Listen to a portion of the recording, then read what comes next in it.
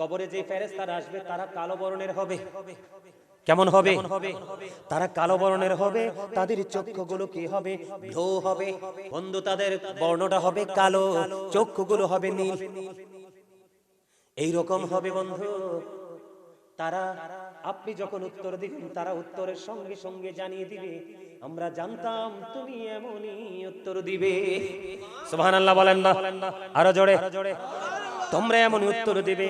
তখন গায়েব থেকে আওয়াজ আসবে, ও বন্ধু, তার কবরটা দৈর্ঘ্য এবং প্রস্থে 70 গুণ প্রশস্ত হয়ে যাবে, নূরের আলোয় আলোকিত হয়ে যাবে।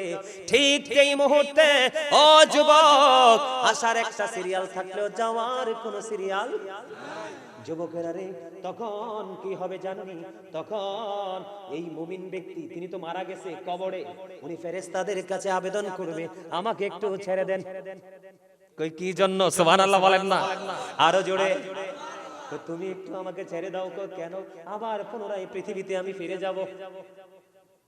সুবহানাল্লাহ কইতেন না? আরে মিয়া, কবর যে কত ভয়ঙ্কর, কিন্তু সেই কবরে সে বলবে কি, আমার একটু সুযোগ দাও, আমি আবার পৃথিবীর বুকে ফিরে যাব। কই কেন? আমার আপন স্বজন কান্দে রে, আমি তাদেরকে শুধু একটা মেসেজ দিব যে আমি ভালো আছি, তোমরা কোনো চিন্তা করো না, টেনশন করো না। এবার ফেরেশতারা উত্তর দিয়ে দিবে, না না, আর পৃথিবীতে ফিরে যেতে পারবা না, তোমাকে নতুন ভোরের মতো ঘুম পাড়িয়ে দিলাম, ঘুমিয়ে যাও, তোমার প্রিয়জন যতদিন না পর্যন্ত তোমাকে না ডাকবে। সুবহানাল্লাহ বলেন না? আর মুনাফিক যারা আপনার আমার মাঝে আছে বন্ধু, ওই মুনাফিক যখন কবরে যাবে, উত্তরটা তো দিতে পারবে না, উত্তর দিতে পারবে না, সঙ্গে সঙ্গে গায়েব থেকে আওয়াজ আসবে, মাটি তাকে এমন ভাবে বন্ধু চাপ দিবে, চাপের সঙ্গে হাড়, একটা হাড় আর একটা হাড়ের মধ্যে ঢুকে যাবে, কান্না করবে, চিৎকার করবে, হাহাকার করবে। আল্লাহ জানিয়ে দিয়েছেন, লা ইয়ামুতু, people will not die that day, সেদিন মরার কোনো সুযোগ নাই। আল্লাহ বলেছেন, ফিহা ওয়ালা ইয়াহইয়া, people will not be able to life that day, সেদিন মানুষগুলোর বাঁচার কোনো সুযোগ নাই। আল্লাহ বলেছেন, ওমা হুমান হাবি গায়বিন, people will not be able to escape that day, সেদিন মানুষগুলো সেখান থেকে পালাইতেও পারবে না। তাহলে আপনারা বলেন, চুক্তি কার সাথে করবেন? মদিনাওয়ালার সাথে। কার সাথে চুক্তি করাইবে? কে? মদিনাওয়ালা। আর একদিনের মূল উদ্দেশ্য থাকবে আমার স্রষ্টা। ঠিক কিনা বলেন? আর জোরে। তাহলে মদিনার নবীর সাথে প্রেমের দরকার আছে না নাই? আর যদি প্রেম না করতে পারি, দুর্বিষহ জীবন নিয়ে কবরে যেতে হবে। রাসূল জানিয়ে দিয়েছেন, আল কবরু রাওজাতুম মির রিয়াদিল জান্নাতি আও হুফরাতুম মিন হুফারিন নার, কবরটা জান্নাতের একটা বাগান হবে, জাহান্নামের একটা গর্ত হবে। ও বন্ধু, তোমাদেরকে সাবধান করে দে, আমার আল্লাহ বলে দিয়েছেন, ওয়া ইদাল কুবুরু বুসিরাত আলিমাত নাফসুম মা কদ্দামাত ওয়া আখরাত, কবরটা যখন ওপেনিং করা হবে, আপনি আমি আমাদের প্রত্যেকের জীবনে কে কি করেছি আর কি করিনি সব কিছু প্র্যাকটিক্যালি দেখতে পাবো, জানতে পারবো। তাহলে আপনার আমার মদিনাওয়ালার দরকার আছে। ও বন্ধু, নবীকে কেমন করে চিনতে হবে তোমরা বোঝো। বুখারী শরীফের মধ্যে এসেছে হাদিস খানা, বন্ধু হৃদয় উজাড় করে শুনবেন, হৃদয় উজাড় করে শুনবেন। ও বন্ধু, বুখারী শরীফের মধ্যে এসেছে, একজন খ্রিস্টান তার খ্রিস্ট ধর্ম ত্যাগ করে সে মুসলমান হলো, ইসলাম ধর্ম সে গ্রহণ করলো। ইসলাম ধর্ম গ্রহণ করার পরে সে সূরা বাকারা তেলাওয়াত করলো, সূরা আলে ইমরান সে তেলাওয়াত করলো, সূরা বাকারা, সূরা আলে ইমরান তেলাওয়াত করতে করতে করতে করতে বন্ধু, আমার নবীজির কাছে যে ওহী আসতো, এই ওহী লেখার দায়িত্ব সে পেয়ে গেল। জোরে জোরে কন্না আল্লাহু আকবার। আল্লাহ দেখেন কেমন খেলা খেলে। সে খ্রিস্টান থেকে কি হলো? মুসলমান হলো। মুসলমান হওয়ার পরে সূরা বাকারা পড়লো, সূরা আলে ইমরান পড়লো, তারপরে আমার নবীর ওহী লেখার দায়িত্বটা পাইলো। নবীজির ওহী লেখার দায়িত্ব যখন পাইলো বন্ধু, নবীজির ওহী লেখার দায়িত্ব পাওয়ার পরে আবার ধীরে ধীরে সময় যখন চলে গেল, এবার সে তার ধর্ম মুসলিম ধর্ম ত্যাগ করে তার ধর্মে ফিরে গেল। এবার ঘুরে ঘুরে শুধু মানুষকে জানিয়ে দিচ্ছে, নবী মুহাম্মদ কিছুই জানতো না, আমি যেইটুকু বলতাম শুধু সেইটুকুর মধ্যেই সীমাবদ্ধ। জোরে জোরে কন্না নাউজুবিল্লাহ। নবী মুহাম্মদ কিছুই জানতো না। ও বন্ধু, বলতেছে এই খবর কি আমার আল্লাহ জানে কি জানে না? আরে জোরে। কিন্তু কিছুদিন পরে ওই খ্রিস্টান মৃত্যুবরণ করলো। খ্রিস্টানরা মৃত্যুবরণ করার পরে দামি কাঠ দিয়ে কফিন বানাইয়া কবরে রাখে, জানেননি বন্ধু? আজ থেকে প্রায় বছর দুই বছর হবে বা তারও বেশি হবে। ও বন্ধু, ব্রিটিশ রানী দ্বিতীয় এলিজাবেথ মারা গেছিল, যে দেখছেননি? দেখছেন না যুবকরা? তোমরা দেখো নাই? তার মানে লন্ডনের প্রধানমন্ত্রী, তার নাম ছিল এলিজাবেথ দ্বিতীয় ব্রিটিশ রানী।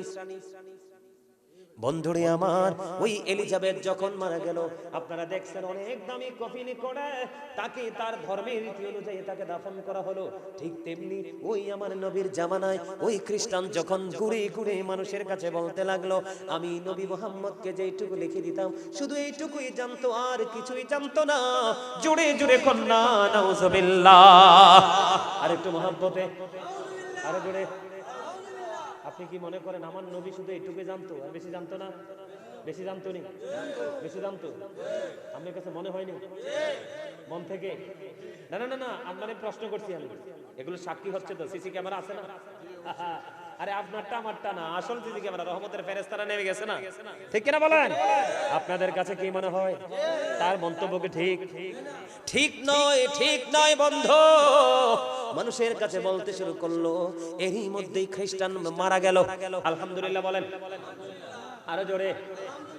পচা দুর্গন্ধযুক্ত মানুষ মারা গেছে, আমার নবীর এগেইনস্ট পার্টি, তার মানে আমার নবীর দুশমন মইরা গেছে, ক্লিয়ার হয়ে গেছে। ঠিক কিনা বলেন? আমরা খুশি না বেজার? আরো জোরে। আপনি যে খুশি হাসি দিয়া কইতে হইব, মন খারাপ করে কইলে বুঝবো আপনি মুখ দিয়া কোন হ্যাঁ, অন্তরে কোন না। হ্যাঁ আর না দুইটা এক জায়গায় থাকলে ওইটাই হলো মুনাফিক। আমার আল্লাহ বলেছেন, ইন্নাল মুনাফিকিনা ফিদ দারকিল আসফালি মিনান নার। আল্লাহ বলেছেন, the hypocrites will be in the lowest place of hell. মুনাফিকরা জাহান্নামের একেবারে নিকৃষ্ট জায়গা, সর্বনিম্ন জায়গায় থাকবে। এটা হলো কোরআন। আর রাসূল বলেছেন, বিলিভার্স লাভ দা প্রফিট। ইমানদাররা আমি নবীকে ভালোবাসবে। Hypocrites don't love the prophet. মুনাফিক আমি নবীকে ভালোবাসবে না। যার মুখে একটা অন্তরে আরেকটা, সেটাই বড় মুনাফিক। যেটা কথায় কথায় মিথ্যা বলে ওইটাও মুনাফিক, যেটা কথা দিয়ে কথা রাখে না ওইটাও মুনাফিক। ও বন্ধু, যার কাছে আমানত রাখলে খাইয়া ফেলায়, খাওয়ার পরে কয়ে দিছস না, এটাও মুনাফিক। ঠিক না ঠিক? দেখেন না কি দশা। আমার কাছে খুব মজা লাগে হাদিস শরীফ যখন আপনাদের সামনে তুলে ধরি। আমার জীবনে অসংখ্যবার এই হাদিসগুলো বলেছে। তার কারণ হলো বন্ধু, আমি চাই সবাই নবীওয়ালা হয়ে যান, নবীর মাধ্যমে আল্লাহ পর্যন্ত পৌঁছে যান। আপনার রাস্তায় কেউ বন্ধু কাটা হতে পারবে না, কারণ আমার আল্লাহ নিজের পরিচয় পর্যন্ত আপনার আমার রাসূলের মাধ্যমে আমাদের কাছে পাঠাইছে।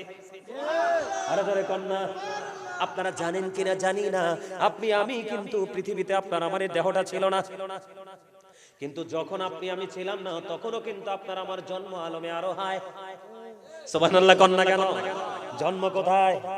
আমারে দাদা অনেক মজা পাইতেছে আমার ওয়াজ, আমিও মজা পাইতেছি দাদার চেহারা দেখে। বিউটিফুল স্মাইলিং, চমৎকার হাসি। ঠিক কিনা বলা? আর আমার একটা স্বাস্থ্য ভাই বইছে, ওই কন্যারে তেজে দুষ্ট, একটু পরে পরে যে হাসিটা দেয়, আলহামদুলিল্লাহ কর। আরো জোরে। এই সুন্দর আলী, তোমারে কইছি তুমি মুখ লাগাইয়া লাভ নাই, দেখে ফেলেছি। হ্যাঁ একদম ঠিক আছে, you are great my dear younger brother. এদের সাহসিকতা দেখছেন নি? হাত তুললা দেখাইছে, মারহাবা কর। আমার এডি একটাও দি লবণ দিছে না খাবারে বেড়া। লবণ না দিলে খাবার মজা হয়? আমি নাইলে নতুন আইছি, আপনাদের দুশমন মনে করতে পারেন কিছু সময়ের জন্য। আপনাদের এলাকার লোকগুলো জিগান, আলহামদুলিল্লাহ মজা হইছে, মজা হইছে। অল প্রেজ ইজ টু আল্লাহ, সমস্ত প্রশংসা আল্লাহর জন্য। Love for Allah, hate for আল্লাহ, ভালোবাসা আল্লাহর জন্য, ঘৃণাও। আজকে এখানে এসেছিও আরো জোরে কন্যা। আমার কাছে অনেক মজা লাগে বন্ধু আমার নবীর এই কথাগুলো বলতে, আমার নবীর পক্ষের মেসেজগুলো দিতে আমার কাছে অনেক বেশি ভালো লাগে। আপনারা সবাই মিলে শুনে যান আর নিজের বিবেককে প্রশ্ন করবেন, ওই লোকটা মারা গেল, লোকটা ছিল কি খ্রিস্টান? মনে রাখবেন, সূরা বাকারা পড়েছে, সূরা আলে ইমরান পড়েছে, নবীজি রুহি লেখার দায়িত্ব পেয়েছে। ইন্তেকাল করার পরে ওই খ্রিস্টানেরা তার লাশটাকে দাফন করে দিল। দাফন করার পরে ও বন্ধু, সকালবেলা তার আপন স্বজনেরা আসলো। আপন স্বজনেরা আসার পরে তার কবরটার কাছে আসলো। আয়েশা দেখতেছে, আমার আপনকে কালকে তো মাটিতে শুইয়ে গেলাম, আজকে সে কি অবস্থায় আছে। বন্ধু আজকে আয়েশা দেখে তার লাশটা মাটির বাইরে পড়ে আছে। তার মানে কবর ওই যে মাটির অভ্যন্তরে তাকে ঢুকায়া দিছে। মাটি বলতেছে, ও পাপিষ্ঠ, যে নবী না হইলে আমি মাটি হতাম না, যেই নবী না হইলে তুই হতি না, তোর বাবা হতো না, তোর আপন স্বজন কেউ তো হতো না, এই সৃষ্টিকুলের কেউ হতো না। আমার নবী কেমন জিনিস? আমার নবী বলেছেন, I am from the light of Allah, আমি আল্লাহর নূর থেকে, and everything has been created from my light, সৃষ্টির প্রত্যেকটা বস্তু আমি নবীর নূর মুবারক থেকে।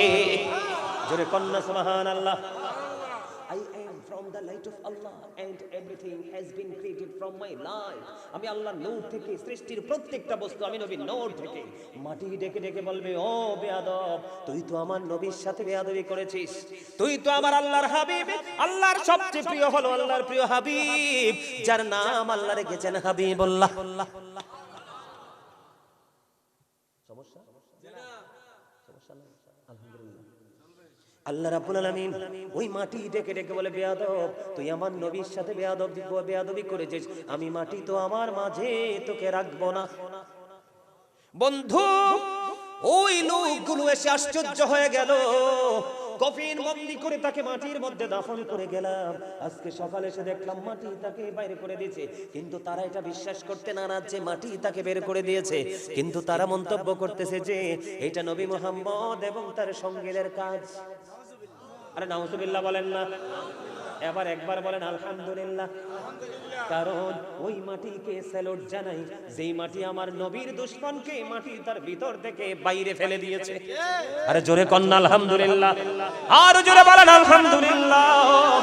ও বন্ধু, শুধুমাত্র মানুষ ইমানে দুর্বলের কারণে বেশি বেশি জাহান্নামে যাবে, মুসলমানের দল হবে, হিন্দু খ্রিস্টান বৌদ্ধ ইহুদি নাসারা এরা কোনো হিসাব নাই, বিনা হিসাবে অনন্তকাল জাহান্নামে। শুধু মুসলমানের 73টা দল হবে, ওই 73টা দলের মধ্যে মাত্র একটা দল হলো জান্নাতি, যেই দল সম্পর্কে রাসূল বলেছেন, মা আনা আলাইহি ওয়া আসহাবি, আমার রাসূল বলেছেন আহলুস সুন্নাহ ওয়াল জামাত ইজ দ্য বেস্ট পার্টি। আর জোরে কন্না সুবহানাল্লাহ। পৃথিবীর বুকে কিয়ামত পর্যন্ত যত দল আবিষ্কার হবে, অল দ্য বেস্ট আহলে সুন্নাত ওয়াল জামাত। আর জোরে কোন আরেকটু মহাব্বতে বন্ধুরে আমার, মাটি তার লাশটা বাইর করে দিল, আপন স্বজন এসে বলল, এটা পৃথিবীর কোনো মানুষের কাজ না, নবী মুহাম্মদ এবং তার সঙ্গীদের কাজ। এই কথা বলে বন্ধু আজকে আর ও গভীর করলো, গভীর ভাবে কবরটাকে খনন করে আজকে আবার তার লাশটা বন্ধু মাটিতে ফেলে গেল। আজকে চলে গেল, দিনটা ফুরিয়ে গেল, রাত্রটাও ফুরিয়ে গেল, তাদের একটা আগ্রহ আছে, ইন্টারেস্ট আছে কবরের দিকে। আবার পুনরায় পরের দিন চলে আসলো এই কবরের দিকে, আয়েশা দেখে বন্ধু আজকেও তার লাশ কবরের বাইরে পড়ে আছে। আলহামদুলিল্লাহ। আজকেও তারা বলতেছে এটা পৃথিবীর সাধারণ কোনো মানুষের কাজ না, এটা নবী মুহাম্মদ এবং তার সঙ্গীদের কাজ। এই কথা বলে বলে বন্ধু আজকে কবরটাকে আরো বেশি গভীর করে খনন করলো, আরো গভীর করে খনন করে আজকে আবার লাশটাকে কবরের মধ্যে রেখে গেল। আবার দিন ফুরিয়ে গেল, রাত্র ফুরিয়ে গেল, সকাল যখন হলো আবার আয়েশা দেখে তার লাশটা আবারও মাটির বাইরে পড়ে আছে।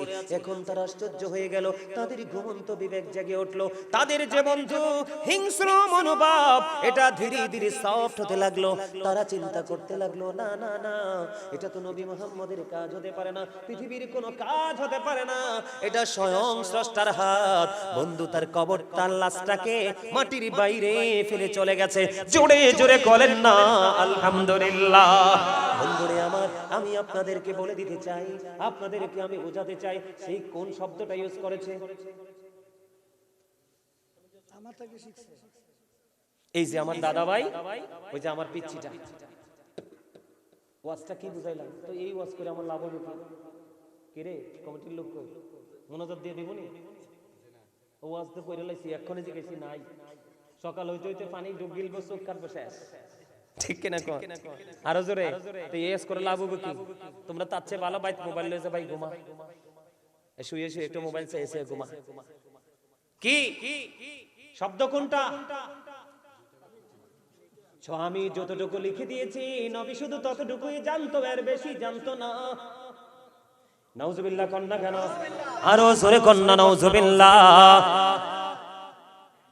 আর এই যুগে যদি বলতো বড়ুরা মোহিতপুরের মানুষ, আপনি আমারে বলতেন গাজী সুলাইমান তো পাগল হয়ে গেছে, এইটুকু কথার লাগে ঝগড়া করা লাগেনি।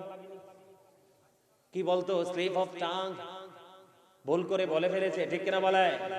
কিন্তু বন্ধু পৃথিবীর কেউ তো ধরে নাই, আমার আল্লাহ ধরেছে। মাটিকে একটা ডাক দিয়ে দিল, মাটি তাকে যাওয়ার পরে যথাযথ আচরণ করে দিল। আপনার আমার মধ্যে, ওইটা তো খ্রিস্টান, আপনার আমার মধ্যে এমন মুনাফিক আছে না নাই? আরো জোরে কোন।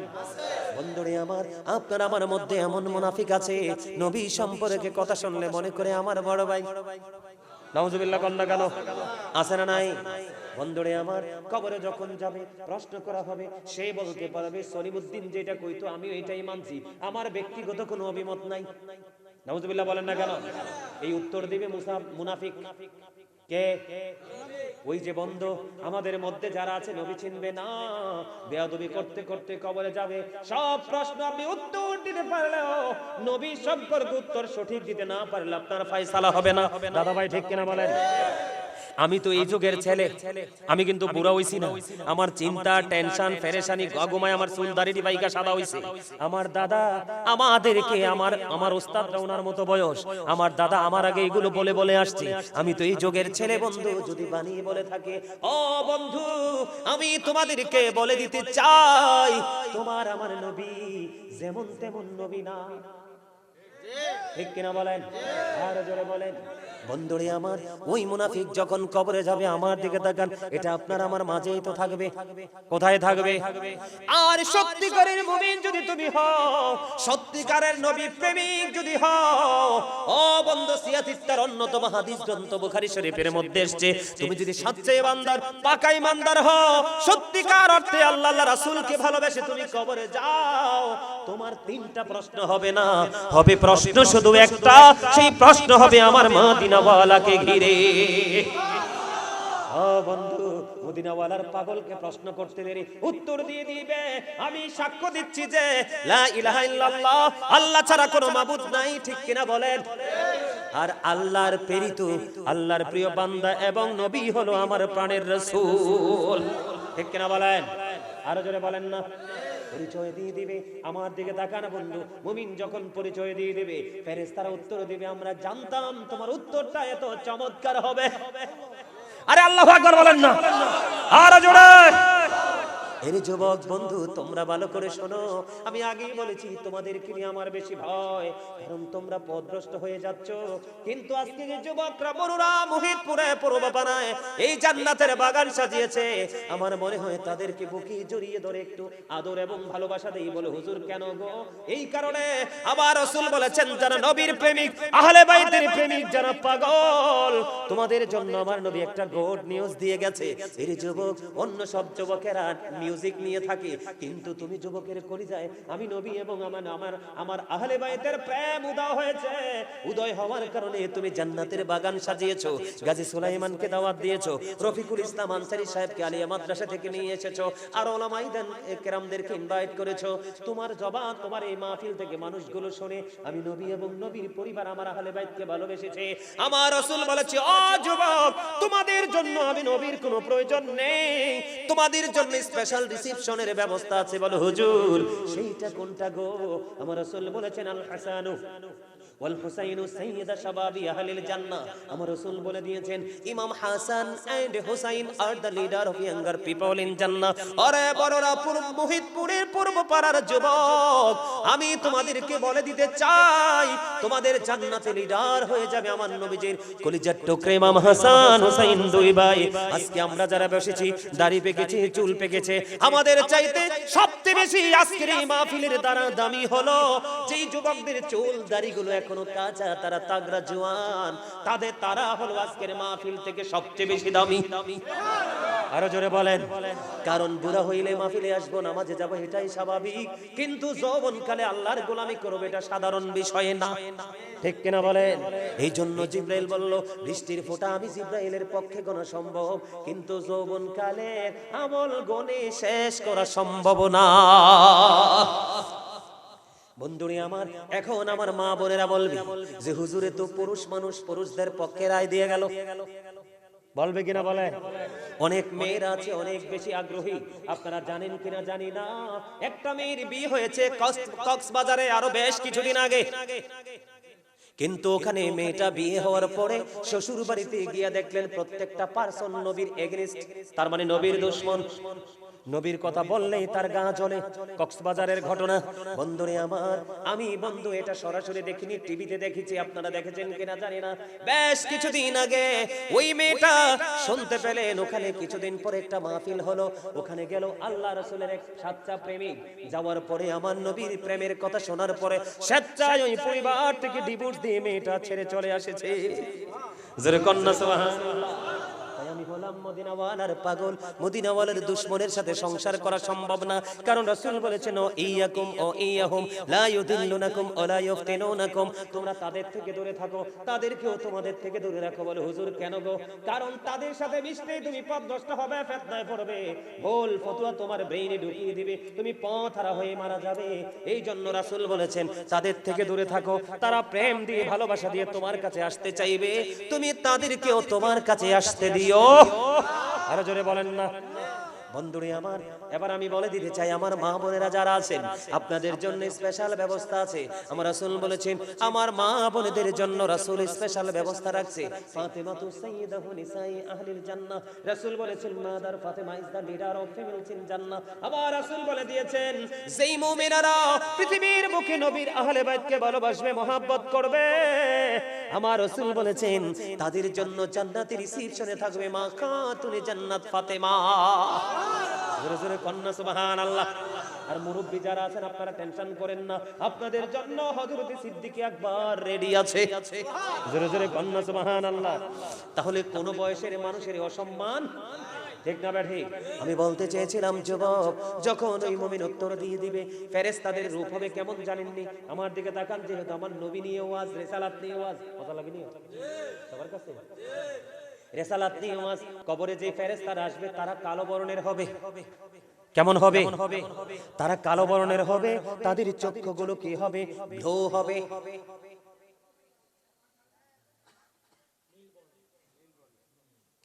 ব্লু না নীল?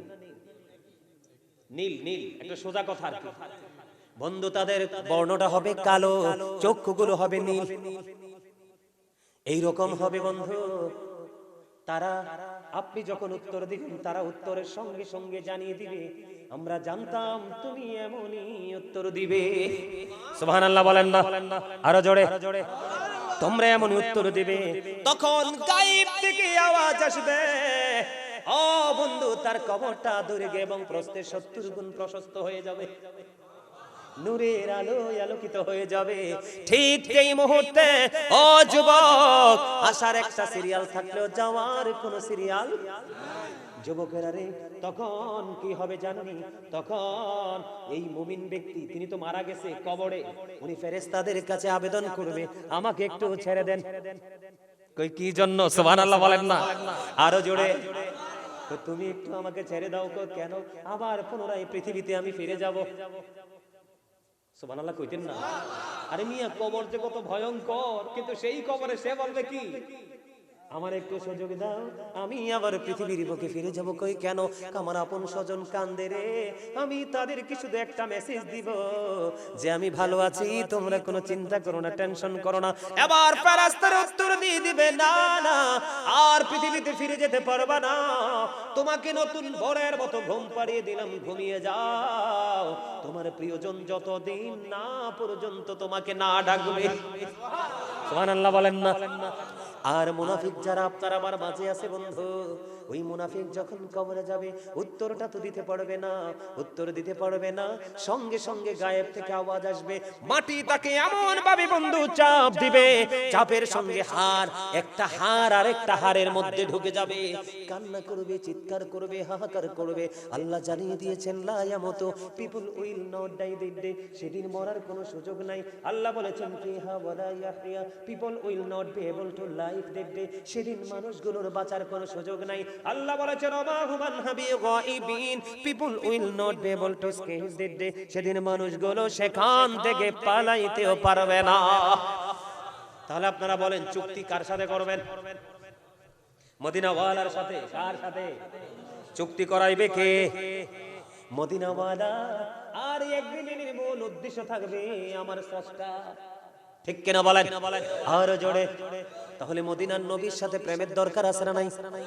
আর যদি প্রেম না করতে পারি, দুর্বিষহ জীবন নিয়ে কবরে যেতে হবে। রাসূল জানিয়ে দিয়েছেন, আল কবরু রাওজাতুম মির রিয়াদিল জান্নাতি আও হুফরাতুম মিন হুফারিন নার। কবরটা জান্নাতের একটা বাগান হবে, জাহান্নামের একটা গর্ত হবে।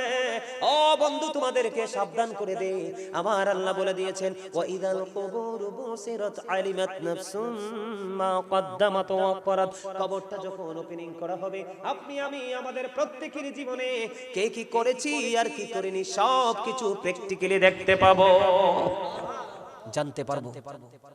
তাহলে আপনার আমার মদিনাওয়ালার দরকার আছে। আমরা মদিনাওয়ালাকে চাই কি চাই না? আরো জোরে বলেন না। আমার নবী কেমন জানেন? নবীজি কি কখনোই ছোট করে কথা বলবেন না। সে কি বলেছিল? আমি যতটুকু লিখে দিতাম ততটুকুই নবী জানতো। শুধু এইটুকু কথাতে আমার আল্লাহ কত কষ্ট পেয়েছে, ঠিক না বলেন? মাটি কি আল্লাহর অর্ডারে তার সাথে বেয়াদবি, তার বিরুদ্ধে যায় না? কথা বলেন না। মুনাফিক আমাদের মধ্যে দাড়ি আছে, টুপি আছে, পাগড়ি আছে, নামাজ আছে, রোজা আছে, হজ আছে, যাকাত আছে, এরা কিন্তু আপনার আমার মাঝে আছে, কিন্তু কবরে গেলে সে মুনাফিক। আসল রূপ প্রকাশ হবে, তার সাথে যে আচরণটা করা হবে। দেখেন, আমি আপনাদেরকে একটা মিসাল দিয়ে দেই। এই যে ইহুদি বল, খ্রিস্টান বলল আমার নবীকে যেটুকু লিখে দিত শুধু সেইটুকুই জানতো, এর বেশি কিছু জানতো না। আরো জোরে কন্যা নাউজুবিল্লাহ। এবার আমি আপনাদেরকে বলে দিতে চাই, যুবক, আমি আমার মা বোনদেরকে বলে দিতে চাই, বাবা গো, হৃদয় খুলে শোনো, আমার নবীজি যে মেরাজে গেছে জানেন তো? বিশ্বাস তো করেন, অবিশ্বাস করেন কেউ আছেননি? আরো জোরে বলেন, আমার নবীজি মেরাজে গিয়েছে, প্রেমময় জিনিসটা বিশ্বাস করেন তো? আমাদের মধ্যে অনেকেই ডিস্টার্ব করে, ফেস লাগায়, আল্লাহ আল্লাহ রাসূলের মধ্যে নাকি মাঝখানে কি ছিল? বেড়া ছিল। কি ছিল? আচ্ছা কোন আল্লাহ যদি বেড়ার বাইরে রাখবো নবীরে, আল্লাহর প্রিয় হাবিব রে, তাইলে আর সে নেওয়ার দরকার কি? কথা কন না কেন? একদম সোজা হিসাব। দাদা ভাই কি বলে? আমার আল্লাহ বন্ধু এখানে দুইটা জিনিস ক্লিয়ার, একেবারে দুইটা জিনিস সুস্পষ্ট।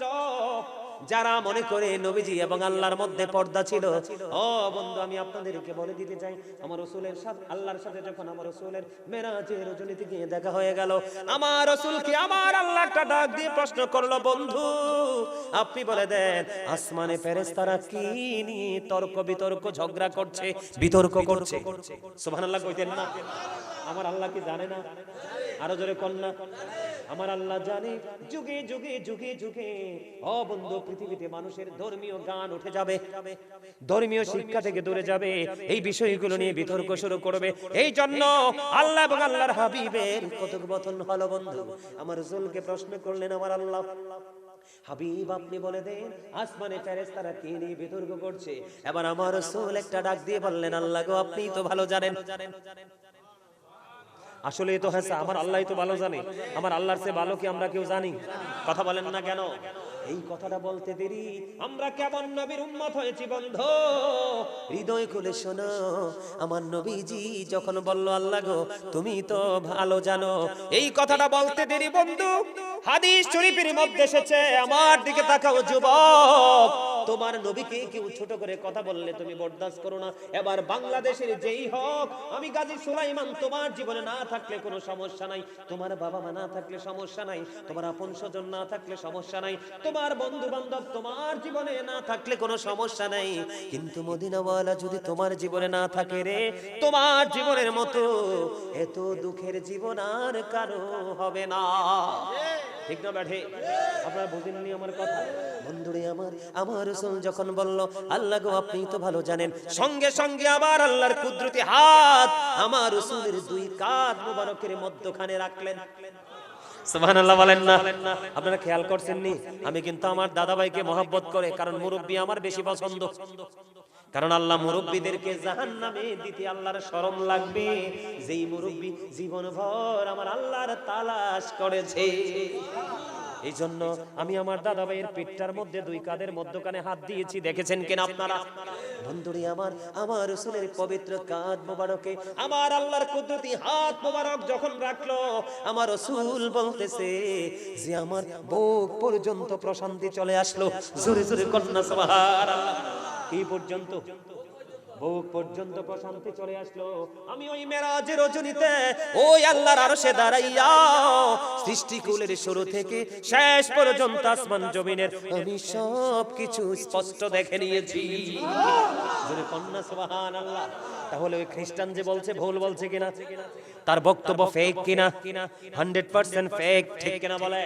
সে মিথ্যা তথ্য দিয়েছে। আমার রাসূলের পবিত্র জবান মোবারক দ্বারা প্রমাণিত হয়ে গেল আমার আল্লাহর কুদরতি হাত আমার নবীর দুই কাঁধের মধ্যখানে ছিল। তাহলে এখানে কোনো বেড়া, আরো জোরে কন্যা, আরো জোরে কর। বন্ধুরি আমার আরেকটা মজার খবর হলো আমার আল্লাহ আমার রাসূলকে সে পাওয়ার দিয়েছে। ওই আরশে আজিম থেকে আল্লাহ রাসূল সবকিছু স্পষ্টভাবে দেখেছেন, আওয়াল থেকে আখের, শুরু থেকে শেষ পর্যন্ত, আসমান থেকে জমিন পর্যন্ত। অন্য হাদিসের মধ্যে সে কেমন ভাবে দেখছে বলবনি। আপনারা সবাই আমার দিকে তাকান, আমি বলি আপনারা একটু ইয়ে করেন, স্টাডি করেন। সবার হাত উঠান, উঠাইয়া সবার চোখের সামনে ধরেন। আপনি আপনার হাতের তালুর দিকে তাকান, আপনার হাতের তালুতে কি আছে সেটা স্পষ্ট কিনা? আরে জোরে বলেন। আমার কথাই বললেন না, কাছে নিয়ে দেখেন। যারা দূরের থেকে দেখেন না, দেখেন আপনার হাতের তালুতে আমার মতো তাকান, দেখেননি? আরো জোরে বলেন। হাত নামান। আমার রাসূল বলে দিয়েছে বন্ধু, একটা মানুষ তার হাতের তালুটাকে যেমনি ভাবে স্পষ্ট করে দেখতে পায়, আমি রাসূল ঠিক তেমনি ভাবে স্পষ্ট সবকিছু দেখে নিয়েছি।